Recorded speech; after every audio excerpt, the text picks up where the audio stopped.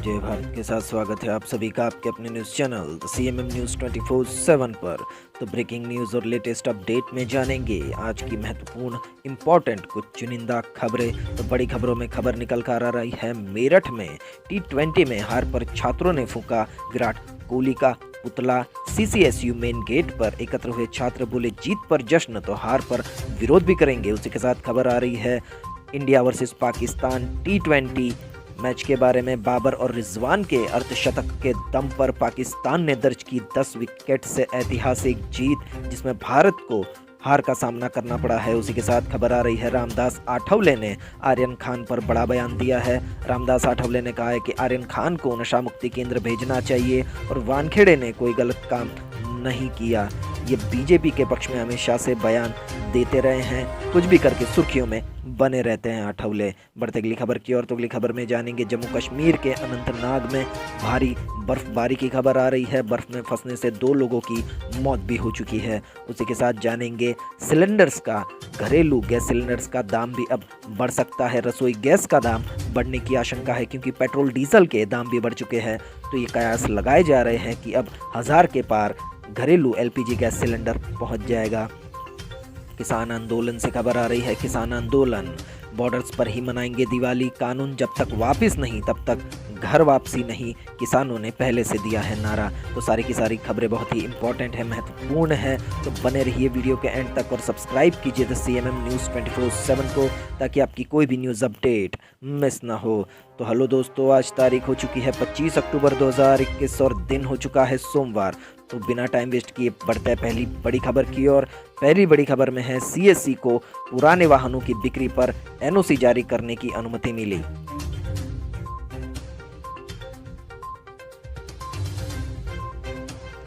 सरकार द्वारा संचालित CSC ई-गवर्नेंस इंडिया लिमिटेड ने रविवार को कहा कि उसने पुराने वाहनों की बिक्री के लिए अनापत्ति प्रमाण पत्र यानी NOC जारी करने को लेकर अधिकृत किया गया है। CSC ने इस सुविधा को पूरे भारत में उपलब्ध कराने के लिए राष्ट्रीय अपराध रिकॉर्ड ब्यूरो NCRB के साथ समझौता किया है। यह सेवा देश में 4 लाख CSC फ्रेंचाइजी में उपलब्ध होगी। CSC SPV की तरफ से जारी एक बयान के अनुसार केंद्रीय गृह सचिव अजय भल्ला ने NCRB के निदेशक रामफल पवार और अन्य वरिष्ठ अधिकारियों की उपस्थिति में इस सेवा की शुरुआत की। बयान में कहा कि इस सुविधा से नागरिक को निकटतम CSC केंद्र से NOC प्राप्त करने में मदद मिलेगी। CSC इस सुविधा के बारे में लोगों के बीच जागरूकता भी पैदा करेगा।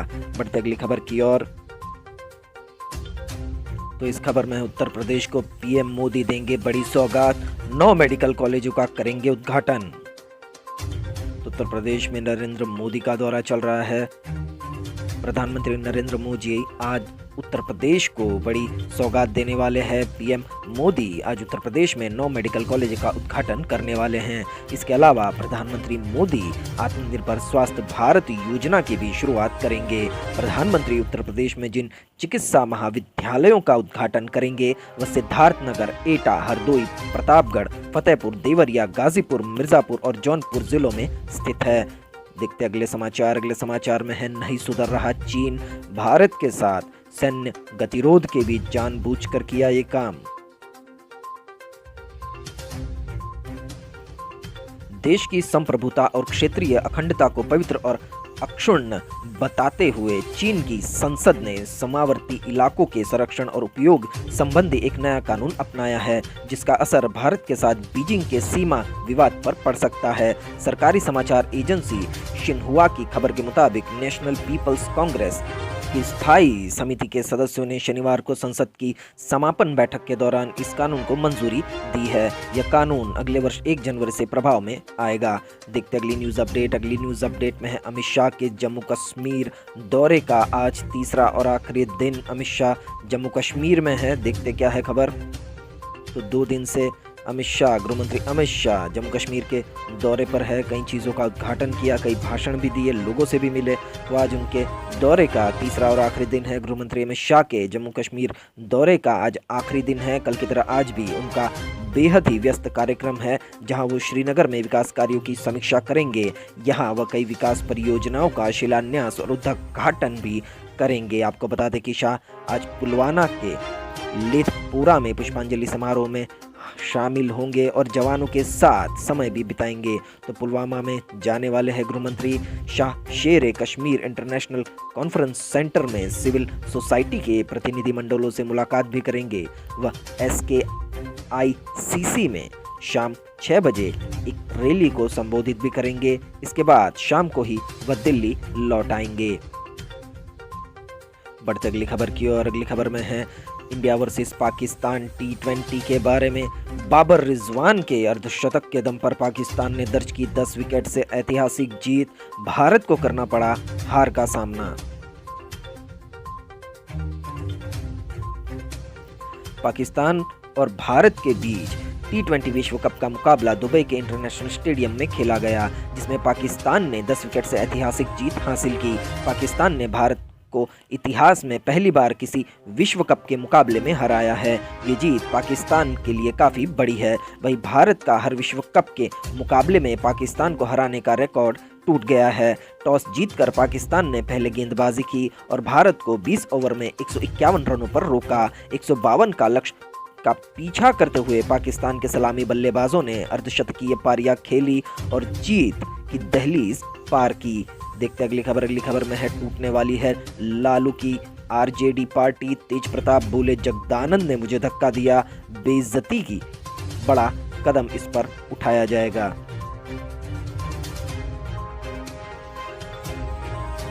राष्ट्रीय जनता दल यानी RJD प्रमुख लालू यादव को पटना एयरपोर्ट पर रिसीव करने पहुंचे उनके बेटे तेज प्रताप यादव को धक्का मुक्की का सामना करना पड़ा, जिसे लेकर तेज प्रताप यादव ने नाराजगी जाहिर की है। दरअसल वह तेज प्रताप यादव अपने पिता लालू यादव को एयरपोर्ट से कुछ देर के लिए अपने घर ले जाना चाहते थे, लेकिन उन्हें ऐसा करने से रोका गया और उनके साथ धक्का मुक्की भी की गई। तेज प्रताप यादव ने पार्टी के प्रदेश अध्यक्ष जगदानंद सिंह पर उन्हें धक्का देने का आरोप लगाया। साथ ही ये भी कहा कि जब तक जगदानंद सिंह राष्ट्रीय जनता दल में रहेंगे तब तक उनका यानी तेज प्रताप यादव का पार्टी से कोई मतलब नहीं होगा। नाराजगी जताते हुए तेज प्रताप यादव ने कहा, मुझे अब राष्ट्रीय जनता दल पार्टी से कोई मतलब नहीं। आज खुशी के मौके पर मेरी बेइज्जती की गई है। बढ़ते अगली खबर की और। अगली खबर में है गवाह का दावा। NCP अधिकारी ने शाहरुख से बेटे की रिहाई के लिए मांगे 25 करोड़ रुपए, एजेंसी ने किया इनकार।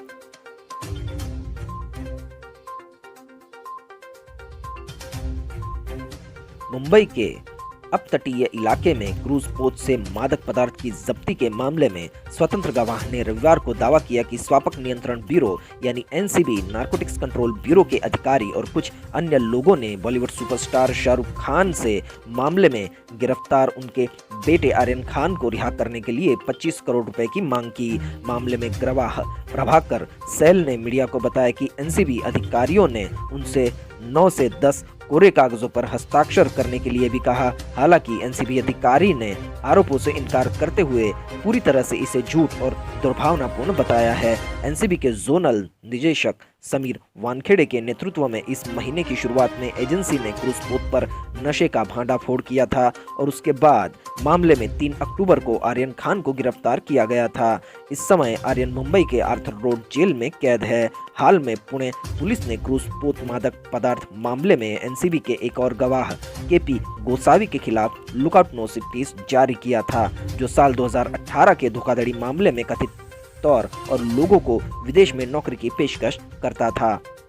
देखते अगली खबर। अगली खबर में है आर्यन को नशा मुक्ति केंद्र भेजे शाहरुख खान, वानखेड़े ने कुछ गलत नहीं किया, रामदास आठवले ने दिया बयान।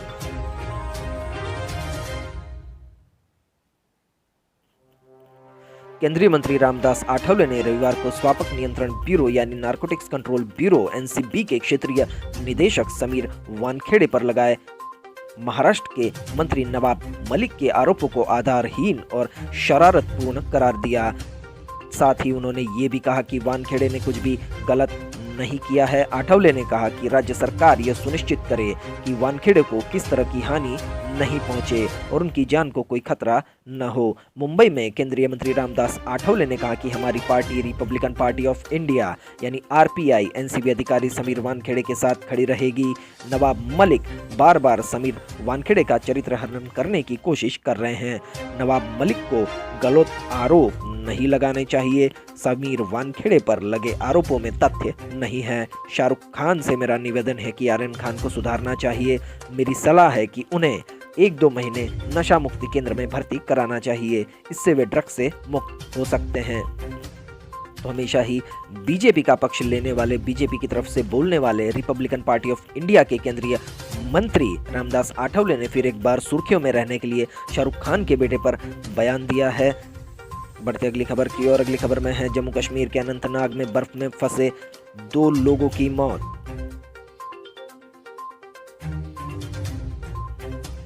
जम्मू कश्मीर के अनंतनाग जिले में रविवार को बर्फ में फंसने से 2 लोगों की मौत हो गई, जबकि 2 अन्य को बचा लिया गया है। पुलिस ने कहा है कि अनंतनाग जिले के सिंथन दिर में बर्फ में फंसने से 2 लोगों की मौत हो गई और 2 अन्य को बचा लिया गया। सिंतनद्रे में जहां 4 लोग बर्फ में फंस गए थे, वहां पहुंचने के लिए नागरिक प्रशासन, पुलिस और सेना सहित एक बचाव दल ने खराब मौसम का सामना भी किया था।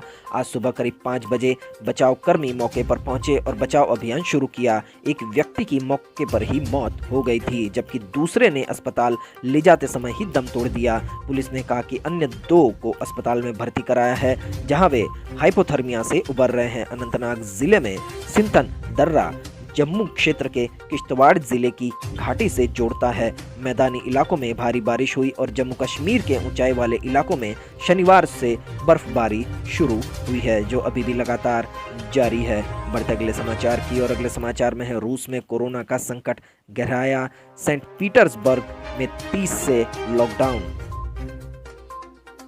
तो रूस समेत कई देशों में कोविड-19 महामारी फिर भयानक रूप लेने लगी है। आलम यह है कि रूस के सेंट पीटर्सबर्ग में लॉकडाउन का ऐलान करना पड़ा है। वहां 30 अक्टूबर से 7 नवंबर तक रेस्टोरेंट, कैफे और अन्य गैर आवश्यक श्रेणी की दुकान, प्रतिष्ठा व संस्थान बंद रहेंगे।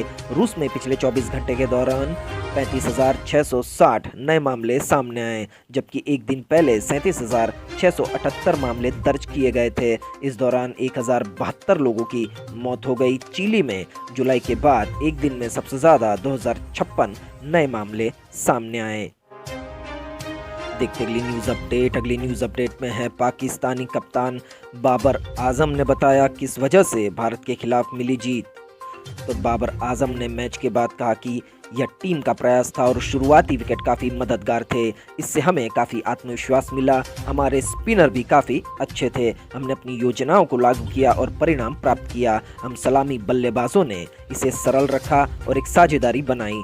चूंकि विकेट बेहतर हो रहा था, इसलिए हम अंत तक बल्लेबाजी करना चाहते थे, जो हमने किया। ये आसान नहीं था क्योंकि हमने भारत को हरा दिया है। हम आत्मविश्वास लेंगे, लेकिन हमें इस एक बार मैच में ले जा रहे हैं और टूर्नामेंट अभी लंबा रास्ता तय करना है। तो बाबर आजम ने ये बयान दिया कि अभी एक ही मैच हुआ है और टूर्नामेंट का लंबा रास्ता तय करना है। हमने अच्छी तैयारी की और इतिहास को अपने दिमाग से बाहर रखा। हमें गुणवत्तापूर्ण टर्निंग और वार्म अप मैचों की ज़रूरत थी और यहाँ तक कि हमारे घरेलू टूर्नामेंट और उनके खेलों ने हमें काफ़ी आत्मविश्वास दिया। तो ये काफ़ी अच्छा स्पोर्ट्समैनशिप वाला बयान दिया है बाबर आजम ने। खेल में हार जीत तो चलती रहती है, इसे खेल की तरह ही लेना चाहिए। बढ़ते अगली खबर की और। अगली खबर में है गरीबों को न्याय के लिए मुफ्त कानूनी सहायता देने के लिए बोले सुप्रीम कोर्ट के वरिष्ठ वकील।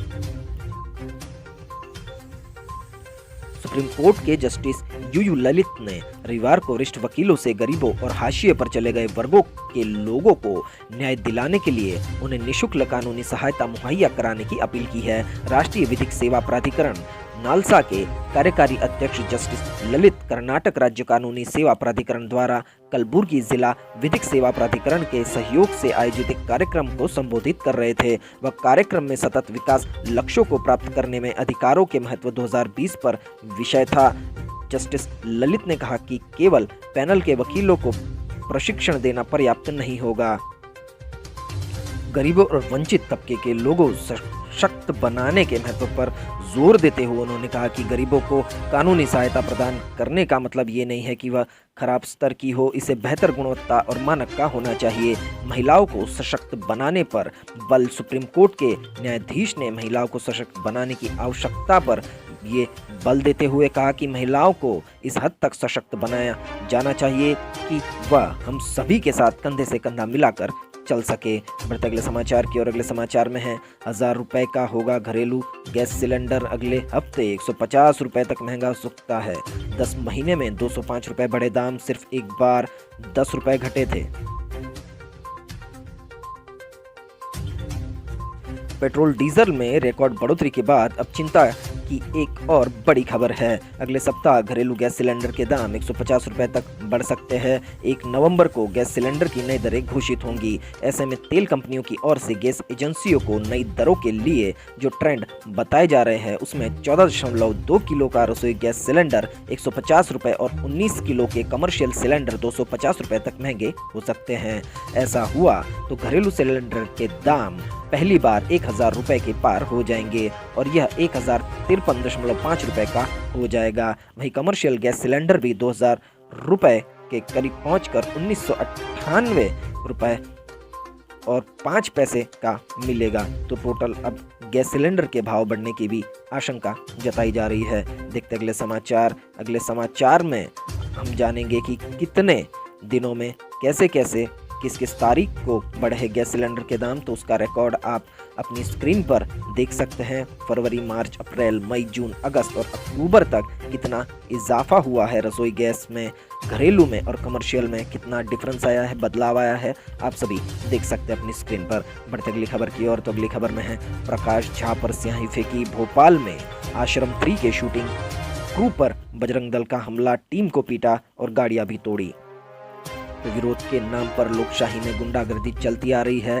हिंदुत्व की विचारधारा मानने वाले आरएसएस, बजरंग दल, वीएचपी जैसे संगठन हमेशा ही भीड़ को उत्साहित करते हैं, भीड़ को लेकर जाते हैं। किसी एक व्यक्ति का नाम नहीं आता, बहुत सारे यंग लड़कों को भड़काकर भीड़ बनाकर ले जाया जाता है और हमले करवाए जाते हैं। उसी के रिलेटेड ये खबर है। भोपाल में वेब सीरीज आश्रम 3 की शूटिंग के दौरान बजरंग दल के कार्यकर्ताओं ने फिल्म निर्माता प्रकाश झा के साथ झूम झटकी की और उन पर स्याही भी फेंकी। पुरानी जेल में शूटिंग चल रही थी। कार्यकर्ताओं ने जेल परिसर के अंदर ही वेब सीरीज की टीम के कर्मचारियों को दौड़ा दौड़ा कर पीटा। वैनिटी वैन समेत 5 गाड़ियों में तोड़ फोड़ भी कर दी। हमले में 4 से 5 कर्मचारियों को चोट लगी है। कुछ मीडिया कर्मियों से भी मारपीट की गई। घटना की सूचना मिलने के बाद में पुलिस ने मौके पर पहुंचकर कार्यकर्ताओं को खदेड़ दिया।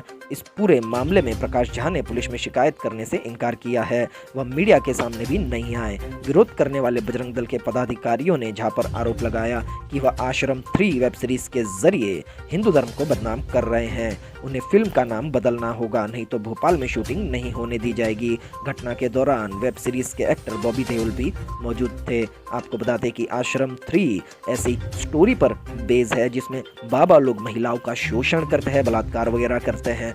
तो वैसे में बजरंग दल की तरफ से अब ये तोड़फोड़ की गई है भोपाल में और कहा गया है कि हिंदू धर्म को बदनाम कर रहे हैं। होना तो ये चाहिए था कि इस वेब सीरीज को लोगों तक पहुंचने में मदद मिलती और हिंदू धर्म के जैसे भी ये कथाकथित बाबा लोग हैं उनके खिलाफ आंदोलन या मोर्चे होते, लेकिन हिंदुत्व की विचारधारा को मानने वाले सदैव ही उनका पोषण करते दिखाई देते हैं। तो अब देखते हैं अगली खबर। अगली खबर में जानेंगे मेरठ में T20 में हार पर छात्रों ने फूका विराट कोहली का पुतला। CCSU मेन गेट पर छात्र एकत्र हुए, बोले जीत पर जश्न तो हार पर विरोध भी करेंगे।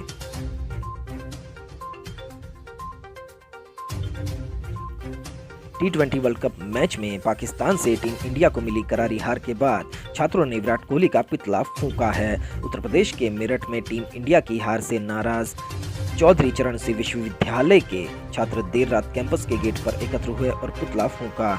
जश्न मनाते हैं तो विरोध भी करेंगे, ये भी छात्रों ने कहा। छात्र नेता विनीत चपराना ने कहा कि जब इंडिया जीतती है तो अपने खिलाड़ियों की जीत पर हम जश्न मनाते हैं।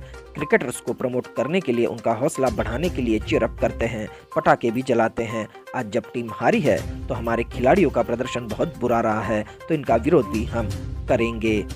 बढ़ते अगली खबर की और अगली खबर में है दिल्ली के बॉर्डर पर दिवाली मनाएंगे किसान। संयुक्त किसान मोर्चा ने की अपील, किसान गांवों से निकलकर बॉर्डरों पर आए और दिवाली मनाएं। तो जब तक कानून वापस नहीं तब तक घर वापसी नहीं होगी, किसानों ने ये पहले भी कहा है और अब बॉर्डर पर ही दिवाली मनाने का प्लान कर रहे हैं किसान आंदोलन के नेता। कानून वापस नहीं तब तक घर वापसी नहीं, किसानों ने लोहड़ी, होली, रक्षाबंधन समेत अन्य त्योहार दिल्ली के बॉर्डर पर ही मनाए हैं। भारतीय किसान यूनियन के राष्ट्रीय प्रवक्ता राकेश टिकैत पिछले 11 महीने से खुद घर नहीं गए हैं। इसी बीच वह कई बार मुजफ्फरनगर जरूर गए लेकिन घर नहीं गए। दरअसल किसानों ने ऐलान कर रखा है कि 3 कृषि कानूनों की वापसी के बिना वह घर नहीं जाएंगे। ऐसे में किसान और नेताओं के परिवार समय समय पर बॉर्डर पर आकर ही उनसे मिलते हैं। संयुक्त किसान मोर्चा उत्तर प्रदेश के मीडिया प्रभारी चंद्रपाल सिंह ने बताया कि इस बार किसान मजदूर गाजीपुर मोर्चे पर मिलकर दिवाली मनाएंगे। संयुक्त किसान मोर्चा के घटक संगठनों ने किसानों से अपील की है कि वे इस बार गांवों से निकलकर मोर्चे पर आए, धरने में भागीदारी बढ़ाएं और 11 महीने से धरने पर बैठे किसानों के साथ ही दिवाली मनाएं। तो देखते हैं अगले समाचार। अगले समाचार में है हिमाचल में बर्फबारी से 3 की मौत, मनाली लेह नेशनल हाईवे समेत 67 सड़कें बंद, मैदानों में बारिश से बड़ी ठिठुरन, 6 से 7 डिग्री सेल्सियस तक गिरा तापमान।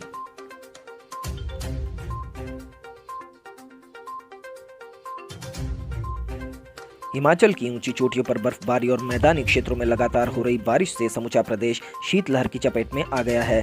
बर्फबारी के कारण किन्नौर में 3 पर्यटकों की ठंड लगने से मौत हो गई। वह पर्यटक गोवा, मुंबई के बताए जा रहे हैं। बर्फबारी से तापमान में 6 से 7 डिग्री सेल्सियस तक गिरावट दर्ज की गई है। मौसम में आए बदलाव से अक्टूबर में दिसंबर जैसी ठंड महसूस की जा रही है। आपको बता दें कि लाहौल स्पीति, किन्नौर सहित कुल्लू, शिमला और चंबा जिलों के ऊंचे क्षेत्रों में बर्फबारी से मनाली लेह मार्ग, ग्राफू, काजा, समदो मार्ग, 66 मार्ग यातायात की आवाजाही के लिए बंद हो गए हैं। अकेले लाहौल स्पीति में सबसे ज्यादा 56, कुल्लू में 1 और चंबा में 7 मार्गों के वाहनों की आवाजाही के लिए बंद कर दिया है। राज्य के अधिकांश हिस्सों में तेज हवाओं और अंधड़ ने भी लोगों की मुश्किल बढ़ा दी है। शिमला और सिमसौर की ऊंची चोटियों पर इस साल पहली बार बर्फबारी हुई है। तो आप तस्वीर में देख सकते हैं बर्फबारी से चारों तरफ बर्फ की चादर ढकी हुई है। काफ़ी भारी बर्फबारी हुई है और नेशनल हाईवे समेत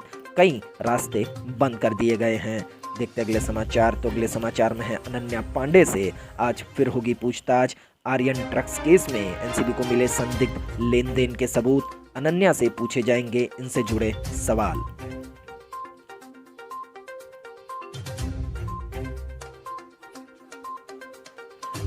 आर्यन खान ड्रग्स केस में नारकोटिक्स कंट्रोल ब्यूरो यानी एनसीबी आज फिर एक्ट्रेस अनन्या पांडे से पूछताछ करेगी।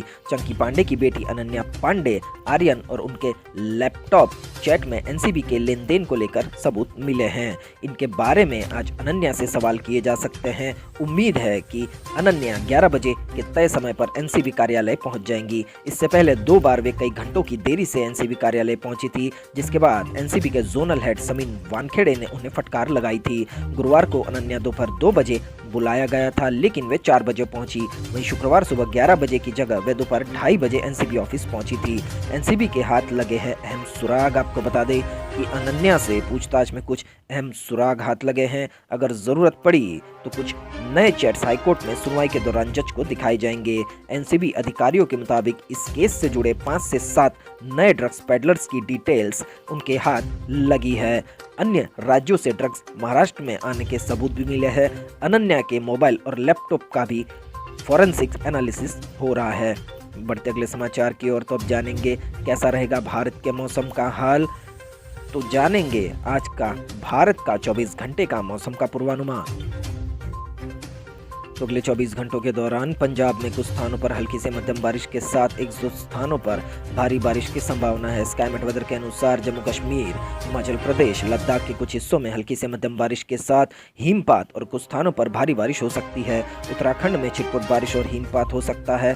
कर्नाटक, तमिलनाडु, केरल, रायलसीमा और तटीय आंध्र प्रदेश, अंडमान और निकोबार द्वीप समूह के कुछ हिस्सों में हल्की से मध्यम बारिश के साथ कहीं कहीं भारी बारिश हो सकती है। हरियाणा, उत्तर प्रदेश और पूर्वी राजस्थान, उत्तर पश्चिमी उत्तर प्रदेश के कुछ हिस्सों, लक्षद्वीप, उप हिमालयी, पश्चिम बंगाल और सिक्किम में हल्की बारिश की संभावना है। 24 घंटे के बाद उत्तर पश्चिमी मैदानी इलाकों के न्यूनतम तापमान में 2 से 3 डिग्री की गिरावट आएगी। आपको बता दें कि महाराष्ट्र और मध्य प्रदेश के कई जिलों में, कई हिस्सों में ठंड का प्रमाण बढ़ जाएगा।